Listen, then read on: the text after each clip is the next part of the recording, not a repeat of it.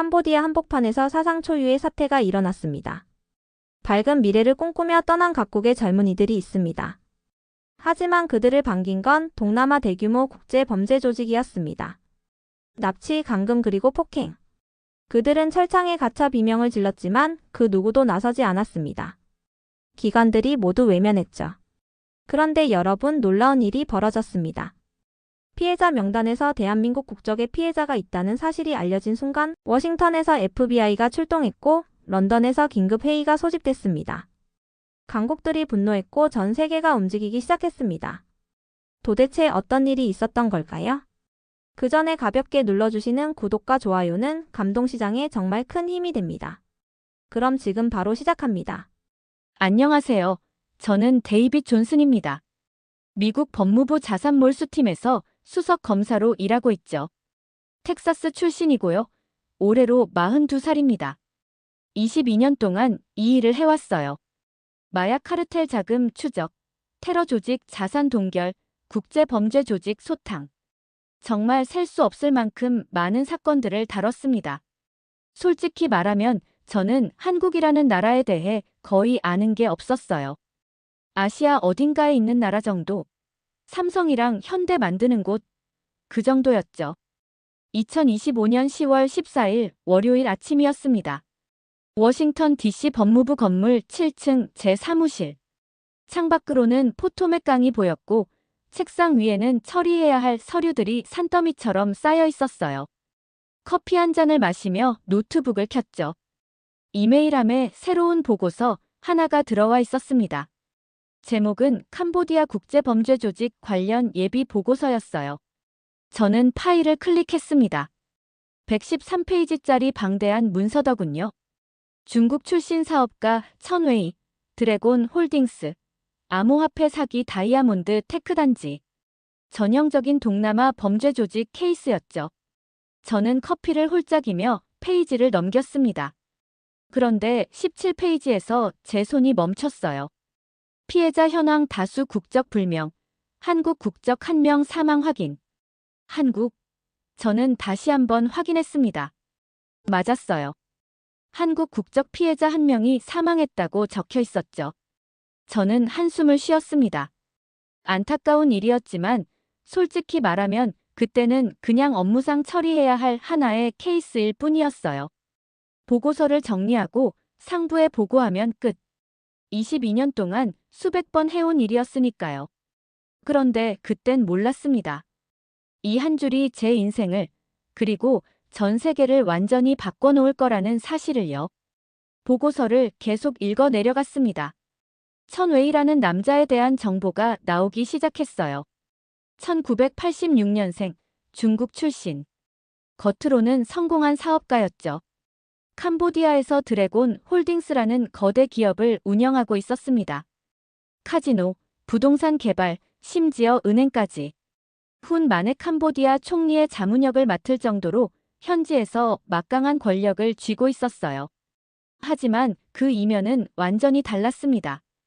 보고서 32페이지에 다이아몬드 테크 단지에 대한 내용이 나왔죠.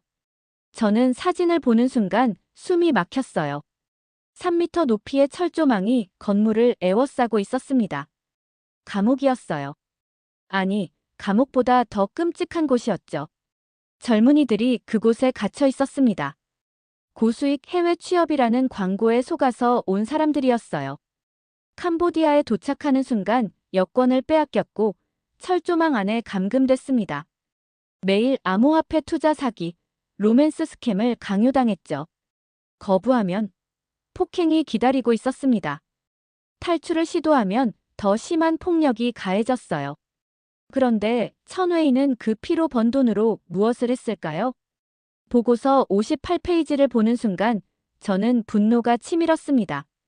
런던 시내 1200만 파운드짜리 호화 맨션. 한화로 약 200억 원이었죠. 뉴욕 경매에서 구입한 피카소 작품. 개인 요트와 전용 제트기. 그리고 12만 개가 넘는 비트코인. 당시 시세로 약 150억 달러, 한화 20조 원 상당이었습니다. 저는 보고서를 덮었습니다. 22년 동안 수많은 범죄자들을 봤지만 이런 놈은 처음이었어요. 사람들을 철창에 가두고 폭행하면서 그 돈으로 피카소를 사고 맨션에서 샴페인을 마시는 인간. 그날 오후, 저는 이 사건을 어떻게든 처리해야겠다고 생각했습니다. 하지만 그때는 몰랐죠. 곧 엄청난 일이 벌어질 거라는 사실을요. 그날 저녁, 집에 돌아와서도 천웨이 사건이 머릿속을 떠나지 않았습니다. 저는 소파에 앉아 맥주를 마시며 생각했죠. 이 사건을 그냥 넘어갈 수 없다고요. 하지만 현실은 냉정했어요. 캄보디아는 미국 관할이 아니었고 국제공조는 복잡했으니까요. 다음 날 아침 10월 15일 화요일. 출근하자마자 제 휴대폰이 울렸습니다. 발신자를 보는 순간 등골이 서늘해졌어요. 법무부 장관 직통 전화였습니다. 22년 경력의 장관한테 직접 전화받은 건 손에 꼽을 정도였죠. 존슨 검사냐는 질문과 함께 긴박한 목소리가 들렸습니다. 지금 당장 사무실로 올라오라는 지시였어요. 캄보디아 건을 맡은 게 맞느냐고 물었고 저는 아직 예비 검토 단계라고 답했죠. 하지만 장관은 30분 후 긴급 회의가 있으니 준비하고 오라고만 했습니다. 전화가 끊겼습니다. 저는 멍하니 서 있었어요. 무슨 일이지? 왜 갑자기? 30분 후 장관실 회의실. 문을 여는 순간 저는 눈을 의심했습니다. FBI 국장, 재무부 차관, 국무부 아시아 담당 차관보. 워싱턴에서 손에 꼽히는 고위 인사들이 모두 모여 있었어요. 장관이 입을 열었습니다. 어젯밤 한국 정부로부터 긴급 요청이 들어왔다고 했죠. 캄보디아 범죄 조직 천웨이에 대한 전면적인 공조 수사를 요청했다는 겁니다. 그리고 미국 정부는 이미 결정을 내렸다고 했어요. 역사상 최대 규모 자산 몰수 작전을 개시한다는 내용이었습니다. 저는 순간 귀를 의심했어요. 최대 규모. 한국을 위해서 FBI 국장이 보충 설명을 했습니다. 한국은 미국의 핵심 동맹국이며 한국 국민이 피해를 입은 이상 미국은 반드시 움직여야 한다고요. 이건 단순한 범죄 수사가 아니라 동맹에 대한 약속이라는 말이었습니다. 재무부 차관이 자료를 펼쳤습니다. 천웨이가 보유한 12만 7천여 개 비트코인에 대한 추적 작전이 이미 시작됐다고 했어요. 영국 외무부도 협조 의사를 밝혔고 런던과 뉴욕에 있는 천웨이의 자산을 동시에 압류할 계획이라고 했습니다. 저는 그 순간 깨달았습니다. 이건 제가 지금까지 경험했던 그 어떤 사건과도 다르다는 걸요.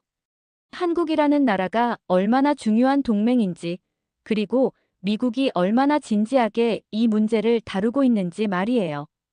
회의는 3시간 동안 계속됐습니다.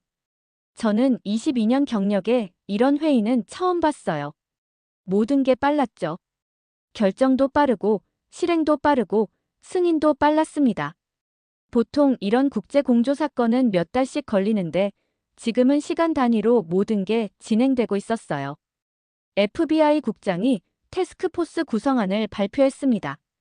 자산추적팀, 암호화폐 전문가팀, 국제공조팀, 법률검토팀. 총 47명의 인력이 즉시 투입된다고 했죠. 그리고 저를 총괄 책임자로 지명했습니다. 저는 순간 숨이 막혔어요.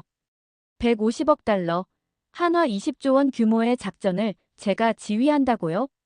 장관이 제 어깨에 손을 올렸습니다.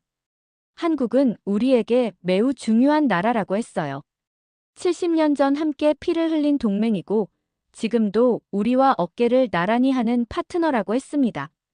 한국 국민이 범죄 조직에 희생됐다면 미국은 반드시 응징해야 한다는 말이었죠. 오후 2시 태스크포스 첫 회의가 열렸습니다. FBI 건물 지하 3층 보안 회의실이었어요. 대형 스크린에 천웨이의 얼굴이 떠올랐습니다. 암호화폐 전문가가 브리핑을 시작했죠. 천웨이가 보유한 비트코인 12만 7,271개의 위치를 추적 중이라고 했습니다. 블록체인 분석 결과 자금 세탁 경로가 17개국을 거쳐 있다고 했어요. 재무부 담당자가 추가 보고를 했습니다. 런던에 있는 1,200만 파운드짜리 맨션, 뉴욕 소더비 경매에서 구입한 피카소 작품, 스위스 은행 계좌. 천웨이의 자산은 전 세계에 흩어져 있었죠. 하지만 우리에겐 한 가지 무기가 있었습니다. 미국 법무부라는 이름이었어요. 그날 밤 11시, 영국 외무부로부터 연락이 왔습니다. 런던도 즉각 협조하겠다는 내용이었어요. 영국 해외자산통제국이 천웨이 관련 조사를 시작했고, 런던 시내 부동산에 대한 동결 명령을 준비 중이라고 했습니다. 저는 전율했어요. 48시간 만에 미국과 영국이 손을 잡은 겁니다. 한국을 위해서요. 저는 그날 밤 사무실에서 잠을 잤습니다. 아니, 정확히는 잠을 잘 수가 없었어요. 계속 생각이 났거든요. 한국이라는 나라가 대체 어떤 나라이기에 미국과 영국이 이렇게 움직이는 걸까? 저는 그때까지도 한국에 대해 아는 게 거의 없었습니다. 하지만 곧 알게 될 거였어요. 한국이 얼마나 대단한 나라인지 말이죠. 10월 16일 수요일 새벽 4시. 제 휴대폰이 울렸습니다. 암호화폐 추적팀장이었어요. 목소리에 흥분이 가득했죠. 천웨이의 비트코인 지갑 위치를 특정했다고 했습니다. 저는 잠에서 완전히 깨어났어요. 정말이냐고 물었죠. 오전 7시 긴급 회의가 소집됐습니다. 스크린에 복잡한 블록체인 네트워크가 떠올랐어요. 천웨이는 자금을 17개국 128개 지갑으로 분산시켜 놓았습니다. 하지만 우리 팀은 72시간 동안 모든 경로를 추적해냈죠. 12만 7,271개 비트코인, 당시 시세로 정확히 150억 달러였습니다. 법률팀이 즉시 움직였습니다. 민사 몰수 소송 준비에 들어갔어요. 보통 이런 소송은 몇 달이 걸리는데 우리는 단 하루 만에 서류를 완성했습니다. 법무부 장관이 직접 승인했고 연방법원에 제출됐죠. 같은 시각 영국도 움직이고 있었습니다. 런던 외무부로부터 연락이 왔어요. 천웨이 소유 런던 시내 맨션에 대한 동결 명령이 발효됐다는 내용이었죠. 1200만 파운드짜리 부동산이 순식간에 얼어붙었습니다. 영국 금융감독청도 천웨이 관련 모든 계좌를 차단했어요. 뉴욕팀도 보고를 올렸습니다. 소더비 경매에서 천웨이가 구입한 피카소 작품을 압류했다고 했어요. 개인 요트와 전용 제트기도 모두 압류 대상에 올랐죠. 천웨이의 사치 생활을 가능하게 했던 모든 것들이 하나씩 사라지고 있었습니다. 오후 3시, 재무부 해외자산통제국이 공식 발표를 했습니다. 천웨이와 드래곤 홀딩스를 제재 대상에 포함시켰다는 내용이었어요. 이게 무슨 의미냐면 천웨이는 이제 미국 금융 시스템에 접근할 수 없다는 겁니다. 은행 계좌도 신용카드도 그 어떤 거래도 불가능해졌죠. 영국도 똑같이 발표했습니다. 영국 외무부가 천웨이를 제재 명단에 올렸어요. 미국과 영국, 세계 양대 금융 중심지가 동시에 천웨이를 차단한 겁니다. 저는 그 순간 깨달았어요. 이건 단순한 자산 압류가 아니라 완전한 금융 사형 선고라는 걸요. 그날 저녁 캄보디아 정부로부터 연락이 왔습니다. 다이아몬드 테크 단지에 대한 수사에 협조하겠다는 내용이었어요. 미국과 영국이 움직이자 캄보디아도 더 이상 버틸 수 없었던 겁니다. 72시간 만에 모든 게 무너지고 있었습니다. 천웨이의 20조 제국이 말이죠. 10월 17일 목요일. 작전 개시 72시간째였습니다. 제 책상 위에는 각국에서 들어오는 보고서들이 쌓여 있었어요. 천웨이의 제국이 실시간으로 무너지고 있었습니다. 오전 10시, 법무부가 공식 발표를 했습니다. 천웨이가 보유한 12만 7,271개 비트코인에 대해 민사 몰수 소송을 제기했다는 내용이었죠. 이건 미국 법무부 역사상 최대 규모였어요. 언론들이 즉시 반응했습니다. CNN, 뉴욕타임스, 워싱턴 포스트 모두 헤드라인으로 다뤘죠. 영국도 같은 시각 발표했습니다. 천웨이와 관련된 7개 기업을 제재 명단에 올렸다고 했어요. 금베이 그룹, 골든 포춘 리조트 월드, 바이엑스 익스체인지, 천웨이의 범죄 네트워크를 구성하던 모든 회사들이었습니다. 이제 이 회사들은 영국 금융 시스템에서 완전히 배제됐어요. 캄보디아에서도 변화가 일어나고 있었습니다. 현지 경찰이 골든 포춘 단지에 대한 수사를 시작했다고 보고가 들어왔어요.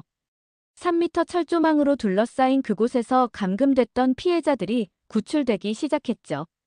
한국인 피해자들도 포함되어 있었습니다. 오후 2시 FBI 국장이 제 사무실로 찾아왔습니다. 수고했다는 말과 함께 악수를 청했어요. 하지만 국장은 한 가지를 더 말했습니다. 이 작전이 단순히 범죄 조직을 소탕하는 것 이상의 의미가 있다고요. 미국이 동맹국을 어떻게 지키는지 전 세계에 보여주는 거라고 했죠. 특히 한국이라는 나라가 미국에게 얼마나 중요한지 각인시키는 작전이라고 했습니다. 저는 그때 처음으로 한국에 대해 제대로 알아봐야겠다고 생각했어요. 70년 전 한국 전쟁, 현재의 경제 협력, 북한 위협 속에서도 굳건히 서 있는 민주주의 국가. 한국은 단순한 동맹이 아니었습니다. 미국의 가장 중요한 파트너 중 하나였어요. 저녁 7시 최종 보고서가 완성됐습니다. 천웨이 관련 자산 총액 150억 달러 압류 진행 중. 영국과의 공조로 런던 부동산 및 예술품 동결 완료. 캄보디아 정부 협조 하범죄 단지 수사 착수. 관련 기업 7곳 국제 제재 명단 등재 완료. 저는 보고서를 보며 생각했습니다. 단 한 명의 한국 국민 때문에 이 모든 일이 벌어졌다는 사실이 믿기지 않았어요. 아니, 정확히는 한국이라는 나라가 얼마나 대단한지 깨닫지 못했던 제 자신이 부끄러웠습니다. 이제야 알았어요. 한국을 건드리면 미국이 가만히 있지 않는다는 사실을요. 10월 21일 월요일. 작전 개시 일주일째였습니다. 법무부 대회의실에 각 부처 고위 인사들이 모였어요. 공식 발표를 준비하는 자리였죠. 저도 발표자 중 한 명으로 참석했습니다. 오전 11시 법무부 장관이 기자회견장에 섰습니다. 수십 대의 카메라 플래시가 터졌어요. 장관은 침착한 목소리로 발표를 시작했죠. 미국 법무부가 캄보디아 범죄 조직 천웨이가 보유한 12만 7,271개의 비트코인, 약 150억 달러에 대해 민사, 몰수 소송을 제기했다고 말했습니다. 이것은 미국 법무부 역사상 최대 규모의 자산 몰수 사례라고 강조했어요. 그리고 한 가지를 더 말했습니다. 이번 작전은 한국 정부의 요청으로 시작됐으며 한국 국민을 보호하기 위한 미국의 확고한 의지를 보여주는 것이라고요. 기자들이 질문을 쏟아냈습니다. 왜 이렇게 신속하게 움직였느냐는 질문이 나왔어요. 장관은 명확하게 답했죠. 한국은 미국의 핵심 동맹국이며 한국 국민이 피해를 입었다면 미국은 반드시 행동한다고 말입니다. 영국 외무부도 같은 날 발표를 했습니다. 천웨이와 관련된 모든 영국 내 자산을 동결했다고 했어요. 런던 맨션, 은행 계좌, 투자 자산 전부였죠. 영국 외무장관은 성명에서 이렇게 말했습니다. 영국은 한국과의 우호 관계를 매우 중요하게 생각하며 범죄 조직으로부터 한국 국민을 보호하는 데 협력하게 되어 자랑스럽다고요. 오후 3시 재무부가 추가 발표를 했습니다. 압류된 비트코인은 법원 판결 확정 후 미국 국가전략비축 자산으로 편입될 예정이라고 했어요. 트럼프 대통령이 행정명령으로 만든 암호화폐 비축 계획에 포함된다는 겁니다. 20조 원이 미국 국고로 들어오는 거였죠. 그날 저녁 전 세계 언론이 이 소식을 다뤘습니다. 뉴욕타임스는 한국을 위한 미국의 역사적 작전이라는 제목으로 보도했어요. BBC는 한국 국민 한 명이 무너뜨린 20조 범죄 제국이라고 썼죠. 일본 아사히 신문은 한국의 국제적 위상을 보여준 사건이라고 분석했습니다. 저는 그날 밤 한국 대사관을 방문했습니다. 한국 외교관을 만나 작전 결과를 설명했어요. 외교관은 제 손을 꽉 잡으며 감사하다고 했습니다. 하지만 저는 오히려 제가 배웠다고 말했죠. 한국이라는 나라가, 그리고 한국 국민이 얼마나 소중한 존재인지 깨달았다고요. 22년 검사 생활에서 가장 의미 있는 작전이었다고 말입니다. 작전이 완료된 지 한 달이 지나가고 있습니다. 워싱턴에는 가을이 깊어지고 있었어요.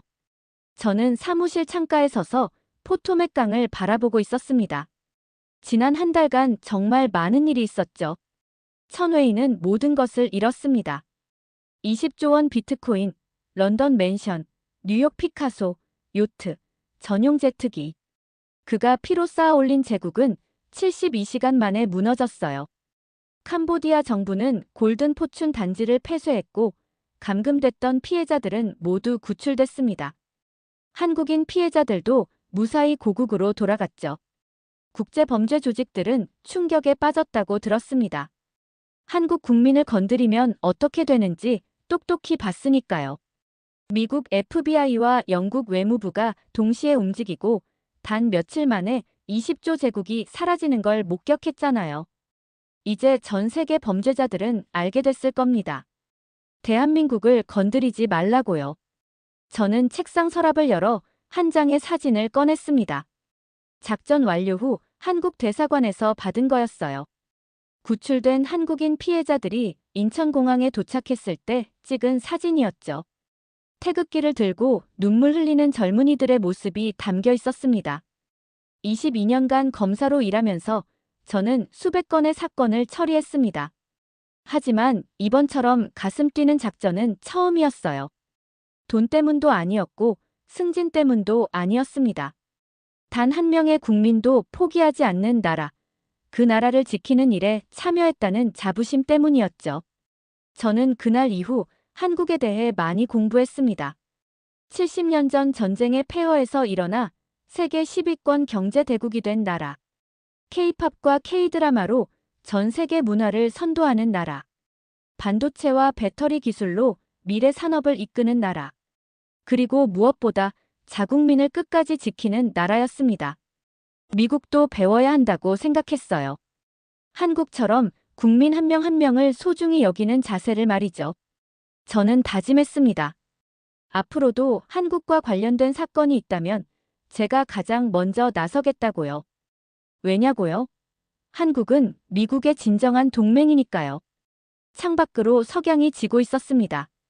저는 조용히 중얼거렸어요. 감사합니다, 대한민국.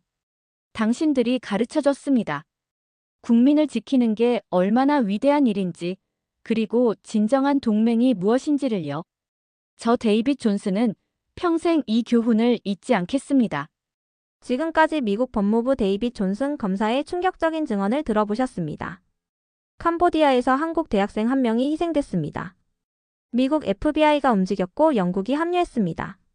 미국 법무부 역사상 최대 규모 작전 20조 원 범죄 제국이 공중분해됐죠.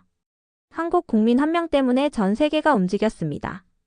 한국을 건드리면 끝이다. 대한민국 여권의 위력이 자랑스럽다면 한국 최고.